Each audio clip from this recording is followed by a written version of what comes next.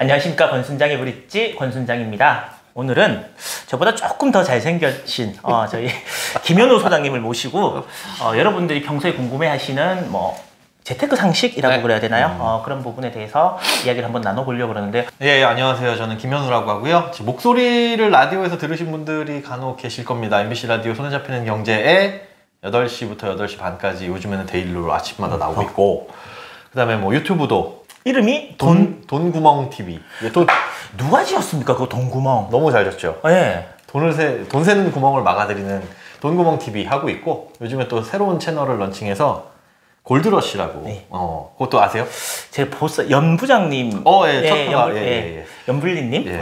근데 저희 거라서 그런 게 아니라 진짜 재밌어요. 일단 저는 그냥 그렇게 재테크 도와드리는 사람, 재무상담, 여러분들 돈 걱정, 궁금증 이거 풀어드리는 사람이다. 제 보험이 너무 많아갖고. 그때 맞아. 그것 때문에 제가 상담을 받는다고 이제 알게 됐고요. 네. 그리고 너무 좋아서 제가 하는 일에 제가 문경에서 일을 하고 있는데, 그때 이제 강사님으로도 제가 모시고. 네. 문경 그때. 또 되게 오래됐네요. 맞죠. 몇 년 됐어요 벌써. 좀 소론이 길었는데 바로 여쭤보겠습니다. 대한민국에 살면서 직장인으로 살 때 가입해야 될 상품, 그리고 자영업을 하는 분들이 가입해야 될 상품 있으시면 좀 알려주십시오. 있죠. 근데 이거는 누구든 공통으로, 그러니까 직장인이든 자영업자든 누구든 공통으로 안 만들 이유가 없는 금융상품. 그럼 어떤 것들이 그거 있나요? 일단 기본적으로 다들 알고 계신 게 이제 CMA 통장이잖아요. CMA 통장 다들 아시다시피 넣어놔도 하루마다 이제 이자를 주는 통장이긴 한데, 근데 예전에는 CMA 통장을 이자를 많이 주니까 매일매일 주니까의 개념이었는데, 요즘에는 CMA 통장을 만드는 이유는 요즘에 특히 핫했던 청약? 그쵸. 공모주 청약. 네. 계좌를 여러 가지 이제 터놓으면 신한에서도 하는 곳들 있죠. 하는 가끔가다 이제 공모 들어오는 것들이 있는데, 미리 사전에 만들어 놔야 요번에 줄 서고 막 이랬잖아요. SK 난리 났더라고요. 아니, 계좌 만들려고 줄 서는 게 말이 되냐고요. 근데 어쩔 수 없어요. 요즘엔 비대면 계좌 개설을 하시게 되면 20영업일 동안은 다른 걸 못 만드니까 미리미리 만들어 놓으셔라. 그래서 저는 웬만한 증권사 계좌는 다 있거든요. 개인적으로 별로 안 좋아하는 증권사 한두 개 빼고 다 갖고 있는데, 신한것도 갖고 있어요. 안 좋아하지 않습니다. 그런 목적으로 이제 CMA 통장 평상시에 갖고 계셔라 이고, 기존의 우리의 개념의 CMA, 그러니까 이자를 많이 주는 통장의 개념으로 갖고 계실 거는 이제 CMA 통장이 아니라 파킹 통장. 사실 파킹 통장이 어떤 특별한 기능이 있는 통장은 아니에요. 그 은행에서 만든 별칭인데, 이름은 그냥 넣어둬도 CMA처럼 일일 단위로 이자를 계산해서 주긴 합니다. 근데 이자를 꽤 많이 줘요. 저축은행 파킹 통장. 요즘에 한 1.3% 정도. 진짜요? 네. 이 정도면 1금융권 정기예금 이율이에요. 1년 만기 정기예금. 그렇죠. 근데 1년 만기 정기예금은 우리가 한번 넣고 1년 동안 있어야 그 이자를 주는 거잖아요. 중간에 깨면 반도 안 주거나 반만 주거나 하는데, 이 저축은행의 파킹 통장은 1.3%를 하루만 넣어놨다 빼도 주니까. 근데 이자를 다만 이제 CMA는 오늘 넣으면 내일 조회보면 내일 이자가 붙어 있어요. 그런데 이 파킹 통장은 한 달에 한 번 몰아서 줍니다. 그게 처음에는 조금 기분이 안 나서 그랬었는데 오히려 좋더라고요. 한꺼번에 들어오니까. 네, 한꺼번에 들어오니까 되게 꽁돈이 확 들어오는 느낌이에요. 예전에 잠깐 목돈이 있어가지고 5천만 원까지만 넣어놓으세요. 대신에 저축은행 위험하니까 5천만 원을 꽉 채워가지고 넣어놨다가 한 달이 지났는데 매달 셋째 주 일요일 날 들어와요. 근데 6만 5천 얼마가 들어오는 거예요. 그 매일 짜불짜불 1,000 얼마씩 들어오는 것보다 이게 한꺼번에 들어오니까 기분 확 달라져요. 뭔가 치킨 먹고 싶고 족발 사 먹고 싶고. 살찌는데 다이어트 하는데 별로 안 좋겠다. 살이 많이 쪘습니다. 어쨌든 파킹 통장 그렇게 쓰시면 되고, 다만 주의하실 거, 아까 좀 전에 저축은행이기 때문에 얘네들이 혹시나 파산했을 때 안전장치는 예금자 보고 5천만 원까지만 되고, 최근에 또 무슨 일이 있었냐면 어젠가 그제 전산망이 마비가 됐어요. 이유는 모르겠는데 제가 접속을 했을 때 안 들어가지더라고요. 저축은행 그 전산망이 안 좋습니다 이래가지고. 그럴 일이 있으니까 내 전 재산을 여기다가 5천만 원 안 되지만 몰빵해놨다가 뭔가 급하게 돈 빼는 일이 있을 때 아무래도 1금융권 전산망보다 조금 불안한 면이 있어요. 그렇다고 막 돈이 사라지거나 그런 건 아닌데 그거 주의하시고. 요게 이제 단기간에 있어서는 필수적인 통장. 그러면 CMA, 그 다음에 파킹 통장. 저축은행 파킹 통장. 그 정도. 그리고 둘 다 이제 비대면으로 개설하세요. 저축은행 파킹 통장도 비대면으로 해야 그 정도 이자를 주는데, 여기에서 또 우리가 유의하셔야 될 거 하나 만들면 20일 동안 못 만든다. 그래서 급한 거 먼저 취사 선택하시면 그러면 될 것 같아요. 2금융권의 통장을 만들어도 1금융권도 못 만드는 건가요? 네, 비대면일 경우. 그래서 만약에 그렇게 어딘가의 비대면으로 계좌를 개설하면 입출금 통장을 만들면 내가 꼭 하나 뭐가 만들어야겠다. 그럼 직접 영업점 가셔야 돼요. 알겠습니다. 그럼 단기는 이렇게 돈을 운영하고 네. 그러면 중장기는 어떻게? 그거 같은 경우는 이제 저는 제도적으로 혜택을 주는 상품들은 꼭 갖고 계시라고 말씀을 드려요. 뭐 이 펀드가 요즘엔 좋습니다. 이게 아니라 ISA 통장. ISA 통장 같은 경우는 세금 혜택을 주니까 예전에는 근데 하지 말라고 말씀드렸어요. 솔직히 이게 만능 통장이라고 처음에 나왔는데 이걸 왜 만들었을까 싶을 정도로 혜택에 비해서 제약이 너무 컸거든요. 5년 동안 유지해야 되고 뭐 이자 소득세 찔끔 조금 면제해주고 근데 이제는 좀 바뀌었어요. 3년만 갖고 있으면 비과세를 해주는데 한도가 1년에 2천만 원씩 최대 1억을 넣을 수 있습니다. 5년 동안. 그리고 3년 만기가 되면 쭉 그냥 갖고 있을 수 있어요. 여기서 이제 뭐 불려나가고 하면 그 한도에서 이자 발생한 거에 200만 원까지는 비과세를 해주고 그 다음에 뭐 농어민이나 이런 거는 400만 원까지 비과세. 그럼 별로 안 되잖아요. 저 1억 열심히 잘 굴려가지고 2억만 들으면 맞아요. 안 돼요. 하지만 장점은 뭐냐? 비과세라는 장점도 있지만 분리과세 해버립니다. 근데 우리가 여기서 포인트로 잡아야 될 게 2023년부터 저거 있잖아요. 그 금융투자소득세. 23년에 금융투자소득세가 생기면서 주식으로 수익을 5천만 원 초과해서 내면 그것도 이제 세금이 부과가 되고 그다음에 나머지 다른 뭐 펀드라든가 이런 금융상품들도 지금과 세금이 조금 더 과해집니다. 그럴 때 ISA 통장은 요 주머니의 개념이라서 이 안에서 굴리게 되면 2천만 원이 넘어가든 5천만 원이 넘어가든 9.9%로 과세를 해요. 분류과세니까. 네, 완전 딱 빼서. 그래서 다른 곳에서도 금융상품 굴리되 이 ISA 통장에서도 이제 주식 거래가 되거든요. 그런데 되는 금융사들이 아직 많이는 없어요. 그래서 증권사별로 물어보시고 되는 곳에다가 ISA 계좌 개설하시고. ISA 계좌도 증권회사에서 만들 수 있어요? 예. 되죠. 그리고 증권사가 오히려 더 좋아요. 제가 사실 이걸 가지고 있고 저희 가방 안에도 들어있는데 연평균 수익률이 제가 물론 1인명이어서 그런지 1.27%. 그러니까. 그러니까 별로였던 거예요. 제가 그래서 물어보려고 이거 왜 갖고 있어야 돼요? 제가 여쭤보려고 그랬거든요. 그러니까 왜 안 좋았었냐면 연평균 1.27%인데 이거에 대해서 비과세 해줘봐야 뭐 하는 거예요. 그러니까 1,000만 원 넣어놨는데 12만 7천 원 붙은 거 비과세 했다. 12만 7천 물론 이제 몇만 원 아끼긴 하는데 느낌 없잖아요. 그런데 앞으로는 이 안에 담을 수 있는 금융상품이 훨씬 더 다양해지기 때문에 증권사에 만드는 게 유리하고 증권사에다 만들려면 이 안에서 주식을 거래할 수도 있고 중개형 ISA라고 하거든요. 근데 은행도 이제 위기감을 느껴서 그 시스템을 구축하겠다는 해요. 근데 제가 보기에는 힘들 것 같아요. 만약에 그러면 은행권에 ISA 통장이 있는데 증권회사에서 또 만들 수도 있나요? 아니요. 그건 안 돼요? 딱 하나만 만들 수가 있어요. 그러면 기존에 만들어져 있던 게 은행 거면 어떻게 해야 되나요? 움직일 수 있습니다. 그럼 증권회사 가서? 네. 이렇게 싹 이체. 일단 물어보세요. 저 ISA 여기 뭐 A은행에 갖고 있는데 이쪽 증권사에 어떻게 하면 옮겨올 수 있나요? 그러면 직원분들이 친절하게 안내해줍니다. 이게 실적으로 들어가는 건가요? 모르죠. 근데 이게 ISA 처음 나왔을 때는 은행별로 이렇게 금융당국에서 이게 쪼아가지고 되게 홍보 많이 했어요? 엄청 홍보했어요. 근데 그래가지고 하나라도 만들어주면 뭐 해주고 했는데 결국은 만들어보니까 별거 아니었거든요. 이게 안 맞죠. 근데 이제는 괜찮아졌다. 이제 중개형 ISA 만드시면 다만 이제 우리가 여기서 주의하셔야 될 건 수수료. 수수료가 이 주머니 안에 이 상품을 담으면서 이 주머니에서 자체적으로 발생을 해요. 이거 만들어준 증권사나 은행도 먹고 살아야 되니까 이 시스템 구성했으니까. 근데 그게 다 천차만별이고 뭐를 주의해서 봐야 되냐면 우리가 주식 거래할 때 일반적으로 증권사에서 계좌에서는 수수료 없잖아요. 근데 이 ISA에서 주식을 사고 팔 때는 수수료를 꽤 붙일 거예요. 아직 그게 표면적으로 나오진 않았고 지금 증권사 몇몇 군데 보면 무료 이벤트를 해요. 하지만 한시적이에요. 그러니까 올해까지 1년 동안은 무료로 해드립니다 하는데 그 다음에 몇 퍼센트를 붙이는지 다음에 보니까 한 번 거래할 때마다 뭐 0.5%를 붙인다. 이러면 여기 안 넣는 게 낫죠. 차라리 밖에서 트레이딩 열심히 하시는 분들은 빼는 게 나은데 그게 이제 또 금융사별로 차별화가 될 수 있으니까 그거 싸게 해주는 곳을 고르시는 게 좋고 얘는 미리 만들어주는 게 좋아요. 안 넣더라도. 왜냐하면 한도가 2월 됩니다. 그래요? 2천만 원 안 넣는 게 다 내년에 그대로 4천만 원 넣을 수 있고 6천만 원 넣을 수 있고 최장 5년까지 가면 1억을 왔다 갔다 할 수 있으니까 넣을 수 있는 돈이 있었으면 좋겠어요. 있으시잖아요.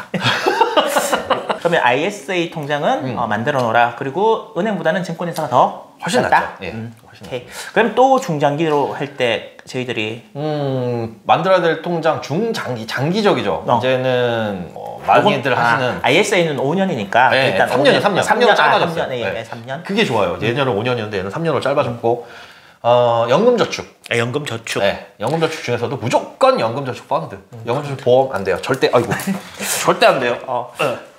절대 안 되고.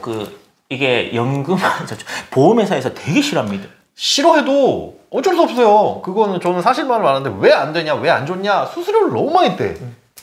제가 이게 저의 직접적 이유였기 때문에 저한테 있었던 이유 때문에 말씀드리는데 만나 뵙고 이제 연금저축 보험을 제가 넣고 있었는데 이거 안 된다. 펀드로 옮겨라. 라고 그래서 그걸 제가 이제 펀드로 옮겼죠. 근데 되게 제가 황당했던 게 1년에 뭐 지금은 400만 원까지인가 세액공제가 된다 그래서 이제 넣었는데 저는 넣었던 돈이 굉장히 많은 줄 알았거든요. 원금도 좀 많았고 그래서 이걸 펀드로 싹 옮기니까 제가 알고 있던 금액이랑 차이가 확 나더라고요. 수수료 때문에 그렇죠. 네. 그래서 그 말씀 생각보다 수수료가 정말 많이 뛰어 있어요. 못해도 10%인데요. 그러면 내가 한 달에 그러니까 1년에 400만 원 꽉 채워서 넣어야지 해서 한 35만 원 정도 넣으면 수수료를 대충 한 3만 5천 원 뜯어요. 넣는 순간 뜯고 거기에 보험회사에서 정한 이율 한 2.34%이 정도? 한 2% 중반? 아니 생각해보세요. 10만 원의 수수료를 10%를 떼었어. 9만 원에 수익을 10%를 내줘도 9만 9천 원이에요. 원금이 안 돼요. 이게 그럼 원금은 언제 돼요? 이게 복리로 불어나다 보니까 나중에 돼서 원금도 넘어서고 조금 이율이 이제 붙기 시작하는데 그건 시간이 너무 오래 걸리죠. 그러지 마시고 빼가지고 그냥 연금저축 펀드로 넣으시면 연금저축 펀드는 또 그 계좌 자체 수수료도 있지도 않고 그 안에 펀드들도 수수료가 일반 펀드보다 작아요. 그리고 요즘에는 대부분 연금저축 펀드 개설해서 펀드 투자 안 합니다. ETF로 하세요. ETF 하세요? 예. 거기 안에서 ETF를 내가 직접 사고 팔고 할 수 있어요. 진짜요? 네. 펀드만 하는 게 아니고? 네. 요즘에는 이름을 바꿔야죠. 연금저축 펀드라고 하면 안 되지. 근데 이제 ETF도 어떻게 보면 펀드 일종이니까 다양해졌는데 이게 너무 좋은 게 요즘은 그래도 이제 주식 투자 하시는 분들이 많으시니까 ETF 그러면은 이제 알아듣는 분들 많단 말이에요. 그리고 ETF 중에 어떤 게 있는지 알아듣는 분들 많아서 막 시황 얘기하고 요즘에 보면 가격 많이 오른 것들이 많이 있죠. 예를 들면 뭐 농산물, 옥수수 가격 엄청 올랐잖아요. 옥수수 가격 많이 올랐고 뭐 철강 뭐 이런 것들, 구리 그런 것들을 미리 정보를 캐치를 하면 그냥 주식형 펀드 이렇게 넣어놓는 것도 좋지만 농산물 가격 많이 오른다고? 펀드 빼가지고 농산물 ETF, 3대 농산물 ETF 있거든요. 그런 거 집어넣고 좋아요. 요즘에 수익. 저 얼마 전에 그거 넣어가지고 괜찮더라고요. 그런 거 재미도 있고. 그러면 연금 저축이지만 그걸 펀드 형태로 가입을 해야 된다. 그렇죠. 그럼 요거는 어디서 가입? 요거는 당연히 증권사, 은행에서도 만들어줘요. 연금저축 펀드 계좌를 만들어주긴 하지만 제가 말씀드린 건 다양한 상품을 취급하려면 증권사에서 연금저축 펀드 계좌를 개설을 하되 이 연금저축이라는 네 글자가 들어가면 일단 제약이 생깁니다. 우리가 세액공제 혜택 연간 400만 원까지 받아서 납입하는 금액의 13.2 또는 16.5%를 돌려받지만 소득세를 돌려받는 거잖아요. 나중에 가서 이게 연금소득세를 내셔야 돼요. 받는 연금액은 나는 납입할 때 원금에 대해서만 곱하기 16.5% 정도 받았는데 나중에 연금으로 받을 땐 원금 여기에 붙은 이자 전체에 대해서 5.5% 정도 세금을 떼고 받으니까 그래도 뭐 수익 많이 나면 좋은 거잖아요. 다만 얘를 깼을 때가 문제예요. 나중에 가서 연금으로 안 받고 일시금으로 받거나 연금 외의 형태로 받으시게 되면 원금 더하기 이자의 16.5%를 뜯어가니까 무조건 내가 냈던 것보다 많은 돈을 뜯기죠. 그러니까 이걸 가입을 하면 일단 안 깨야 된다라는 무조건. 그러면 이렇게 하는 건 어때요? 제가 이거 넣고 있어요. 네. 예를 들어서 뭐 한 달에 35만 원씩 이렇게 해서 계속 펀드 형태로 계속해서 넣고 있는데 갑자기 뭐예요? 장사가 좀 안 돼서 그 돈을 못 넣으면 납입 중지나 뭐 이런 거 금액을 줄이거나 이런 거 가능한가요? 아주 쉬워요. 아주 좋아요. 왜 그게 그냥 최고의 장점이죠. 보험은 안 내면 이번 달 안 내면 안 됩니다. 다음 달 안 내면 큰일 납니다. 그리고 딱 끊어져 버리잖아요. 해지돼 버려요. 그럼 큰 문제가 생기는데 연금저축 펀드는 그런 의무도 없고 그냥 저 35만 원씩 내고 있었는데 이번 좀 힘들어가지고 5만 원을 줄여주세요. 아니면 지금부터는 안 낼래요. 얼마든지 자유롭습니다. 알겠습니다. 그러면 IRP. 이거는 또 어떤 상품인가요? 얘도 좋아요. 세대 혜택은 연금저축과 거의 동일해요. 똑같은데 조금 한도가 더 있어요. 연금저축과 합산해서 연간 700까지. 합산해서 700인가요? 합산해서 700 혹은 연금저축이 없으면 얘로 단독으로 700. 700. 예. 얘만 가입하면 700까지 넣었을 때 700에 13.2 혹은 16.5%를 소득세를 돌려받는데 저는 둘 중에 그럼 뭘 추천해요? 라고 하면 저는 연금저축 펀드 먼저 추천해요. 예. 이유는 IRP는 우리가 살다 보면 돈 필요한 일 있잖아요. 돈 필요한 일이 있을 때 연금저축 펀드는 내가 이만큼을 넣었는데 요만큼만 필요해요. 5천 들어갔는데 1,000만 원만 헐었을래요? 그러면 그게 돼요. 대신에 세금만 더 세금은 그 1,000만 원에 대해서만 내는 거고 4천은 살아있는 건데 IRP는 그렇게 부분 인출이 안 돼요. 저 5천을 넣었는데 저 1,000만 원만 필요해요. 그랬을 때 1,000만 원만 뺄 수 있는 방법이 없어요. 그냥 뭐 아니면 더 와장창 다 깨거나. 이게 퇴직연금인 거죠? 그렇죠. 우리말로 하면 뭐 개인 퇴직연금이라고 하는데 퇴직금 받는 주머니긴 한데 이 퇴직금 받는 주머니에 퇴직금 말고 내가 내 개인적으로 돈을 넣을 수도 있어요. 직장인도 넣을 수 있고 뭐 그냥 자영업자분들도 만들어서 넣을 수 있는데 노후 대비용 상품인데 일반적으로 연금저축하고 똑같은 혜택이 있지만 나중에 이 돈을 활용함에 있어서는 목돈이 필요한데 다 필요하면 모르겠지만 소액 인출이 안 되니까 IRP는 조금 더 제약이 세다. 그리고 연금저축 펀드의 또 장점은 연금저축 펀드를 먼저 추천드리는 게 얘는 담보대출을 해줍니다. 네. 신기한 거 많이 해주네요. 담보대출을 해줘요. 그러니까 증권사도 마찬가지. 증권사가 이율이 또 싸요. 한 지금 3%대 초중반? 보험회사보다 훨씬 싸네요. 네. 보험회사는 웃긴 게 지네 2% 중반 이자 준다고 여기에 플러스 한 2, 3%를 갖다 붙여요. 엄청나게 비싸잖아요. 갑자기 궁금한 거 있는데 보험회사에서 전화 안 오세요? 안 와요. 안 와요? 전화번호를 제가 알려드릴게요. 예전에 한번 뭐 개인적으로 막 그러면 예를 들어서 그러니까 연금 저축이 조금 더 이제 개인한테 뭐 중간에 조금 헐 수도 있고 이렇게 그렇죠. 더 좋은데 IRP를 만들어 놓은 이유는 뭔가요? 자, 이 400을 꽉 채웠는데 소득 높으신 분들 있잖아요. 나 세액공제 더 받고 싶어. 연말정산 때 혹은 종합소득세 신고 때 세금 혜택 좀 더 받고 싶다. 그러면 이 400 연금저축 채우고 이 위에다가 300 목적으로 IRP 만들고 요렇게 하시거나 아니면 세액공제 목적이 아니더라도 무조건 만들어야 될 분들이 이제 퇴직금 받으시는 분들. 직장 다니다가 퇴직금은 이제 IRP라는 주머니로만 받을 수 있어요. 그런데 그렇게 받고 깨셔도 되는데 우리가 IRP 주머니는 주 목적은 뭐냐면 55세 이후부터 10년 동안 연금으로 쓸 수가 있습니다. 자, 퇴직금을 1억을 받으면 1억에 대해서 원래는 퇴직소득세라는 걸 떼고 받잖아요. 한 1,000만 원을 뗀다 쳐요. 네. 그러면 이 9천만 원을 받아가지고 어차피 내가 지금 쓸 거 아니면 굴려야 되는데 IRP에다가 받으면 1억에서 퇴직소득세를 안 떼고 그대로 받습니다.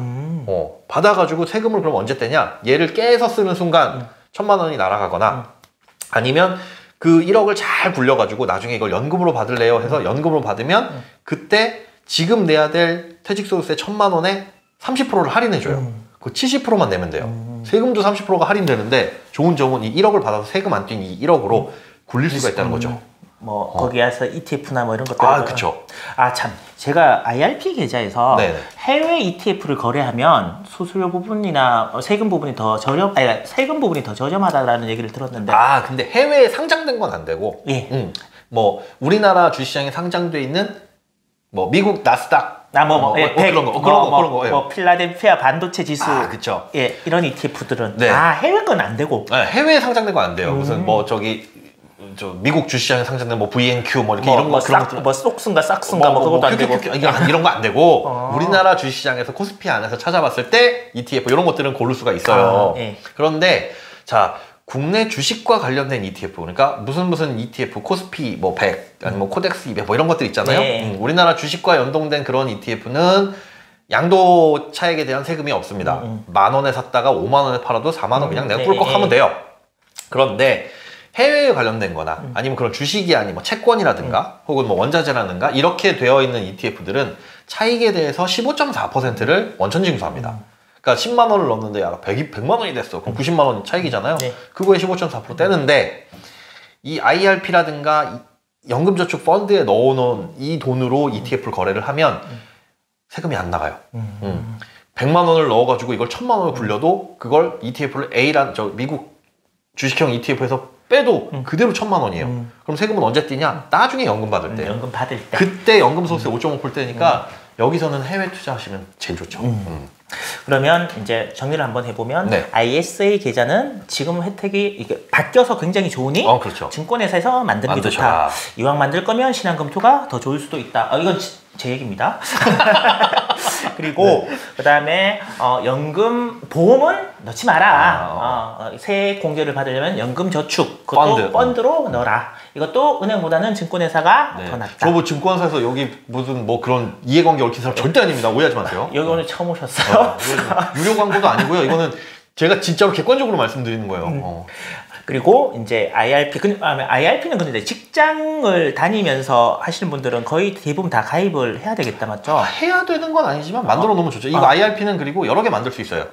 다른 데도? 네, 여러 개 만들 수 있고 다만 이제 나중에 퇴직금 받을 땐 5개의 IRP가 있는데 나눠주세요. 이건 안 되고 그 중에 그때는 하나만 골라야 되고. 알겠어. 그러면 제가 방금 말씀드렸던 이 세 가지는 만약에 뭐 자영업을 하시거나 아니면 직장 생활을 하시는 분들 모두 다 공통적으로 가입을 할 수 있는 거고. 네네. 그러면 뭐 직장인들이나 아니면 자영업자 중에 요거는 꼭 가입을 할 필요가 있다라는 상품이 또 있을까요? 자영업자분들. 자영업자분들 중에서 자영업자분들 지금까지 말씀드린 건 다 해당되는데 자영업자만 가입할 수 있는 노란우산공제.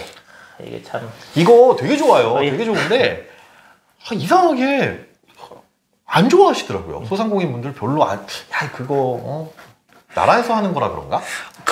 예. 그런데 제가 이거 들었거든요. 그리고 자영업 하시는 분들께는 무조건 추천해드려요. 좋죠. 무조건. 뭐라고 하시면서 추천해 주세요? 저요? 네. 망해도 차 만들어 온다. 그거 되게 메리트 있는 거예요. 정말요. 여기에는 차압이 들어올 수 없고요. 그리고 금리나 이런 부분들도 금리 좋아요. 그냥 시중은행에 넣는 것보다 낫고 제가 알기로는 100만 원까지 납입은 할 수 있더라고요. 한 달에. 그래서 적금 넣느니 한 달에 100만 원씩 넣어라. 저는 그렇게 이제 제 주변 사람들한테 말씀을 드렸죠. 많이 버시는 분들은. 그러니까 이건 또 소득공제예요. 세액공제가 아니라 소득을 깎아주는. 우리가 경비 처리하시잖아요, 자영업자분들. 그 경비 처리하는 느낌으로 내는 만큼 경비 처리된다라고 보시면 되는데 물론 비율은 있습니다. 매출액에 따라서. 네네. 매출액에 따라서 비율은 있는데 그런 소득공제를 해주고 좋은 점은 이렇게 폐업했을 때 압류라든가 뭐가 문제가 생겼을 때 압류에서 벗어날 수 있어요. 얘는 보호될 수 있고 완전히 퇴직금 같은 느낌이죠. 네, 맞아요. 장점은 이율도 굉장히 높아요. 지금 기준 이율이 2.2%인데 이 돈을 근데 이것도 끄내 쓰는 그 제약이 있어요. 뭔가 혜택을 주면 다 제약이 있다고 보시면 돼요. 깰 때 여지껏 소득공제 받았던 거 그 정도의 페널티는 좀 문다. 쉽게 이렇게 생각을 하시면 되고 그리고 그 페널티를 안 물려면 그럼 언제 받을 수 있냐? 폐업을 하거나 혹은 60세 이상이 되거나 이런 거 받을 수 있는데 폐업을 했을 때는 약간 뭐랄까요? 보너스가 있어요. 폐업 보너스. 그러니까 제가 2.2%라고 말씀드렸잖아요. 이게 나중에 찾을 때 폐업이다라는 한다면 여기에 0.3%포인트를 더 얹어줍니다. 그래서 쫙 다시 계산을 해주니까 폐업할 때를 대비하면 든든한. 이거 편법이네. 말씀드려도 되나? 일단 이건 불법은 아니니까 사업장이 여러 개 있는 분들 있잖아요. A 사업장, B 사업장, C 사업장이 있어요. 근데 그 중에 A, B는 잘 되는데 C는 좀 안 될 것 같아. 이걸 가입할 때 그 사업장을 쓰게 돼 있거든요. 그러면 이걸로 쓰세요. C로. C로. 폐업을 했다고 해서 무조건 깨야 되는 건 아니에요. 그런데 폐업을 하면 폐업 보너스를 받고 깰 수 있어요. 페널티 없이. 그러면 당연히 이걸로. 나중에 또 재가입은 뭐 상관없어요. 상관없고. 이건 진짜 편법이다. 그 원래 안 되는 업종이 있습니다. 유흥주점, 단란주점, 무도장, 도박장, 안마업 이런 거 안 돼요. 안 되는데. 누가 봐도 안 될 것 같습니다. 안 되죠. 근데 이분들이 다른 사업자 등록증을 갖고 있다면 이건 또 가입이 돼요. 그런데 세금 혜택을 받을 땐 통틀어서 받아요. 왜냐하면 개인의 소득에 대한 세금을 공제를 받는 거죠. 그렇죠. 그러니까 A 사업장, B 사업장 이건 안마장 그렇게 나와 있으니까. 뭐 그런 거.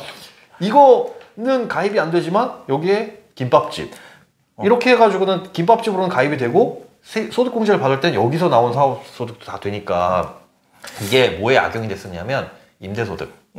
부동산 임대소득 많이 생기잖아요. 그랬었는데 이제 그거는 막혔어요. 그런데 이런 소득은 된다니까. 헌팅 포차는요? 되죠. 돼요. 된답니다. 일반적이는 괜찮아요. 그건 일반 음식점이나 뭐 휴게 음식점이는 괜찮은데 문제는 그 유흥주점, 단란주점 그런 게 안 되는 거예요. 법을 위반하는 거가 아니고서는 아니죠. 여러분들이 활용하실 수 있는 모든 것들은 활용을 하시는 게 굉장히 유리하고 또 이제 5월달은 대한민국 국민으로서 무조건 다 내야 되는 소득세. 저는 5월 하면 옛날엔 가정의 달이 생각하는데 5월 하면 종소세 신고. 예, 종소세 신고고 또 우리나라에 또 더 성실한 분들이 계시거든요. 그럼 성실 신고 대상자분들은 이제 6월달에 이제 신고를 하시는데 그런 분들에게는 정말로 뭐 작년 거를 이제 신고를 하는 거니까 지금 당장은 혜택이 없지만 올해 그렇죠. 아까 방금 말씀드렸던 그런 것들을 가입을 하시면 분명히 여러분들께 큰 도움이 되실 것 같습니다. 저는 강추합니다 이건. 예, 노란 우산공제. 은행에 가면 가입한다면 굉장히 좋아하십니다. 네, 이게 근데 은행에 가서 가입하든 이걸 또 설계해 주시는 분들이 있어요. 아, 그래요? 설계사분들처럼. 설계사분들한테 가입하든 은행에서 가입하든 똑같아요. 뭐가 수수료가 더 나가고 이런 건 전혀 없고 그런 건 없고 아주 좋으니까 편하신 대로 하면 됩니다. 나라에 사는 겁니다. 네. 은행은 아마 대행만 대행만 해주는 걸로 알고 있고요. 그러면 김윤 소장님 모셨으니까 혹시 우리가 알고 있는 금융상식 중에 잘못 알고 있는 것들이 있으면 주의해야 될 거 뭐 이거 하면 손해 본다.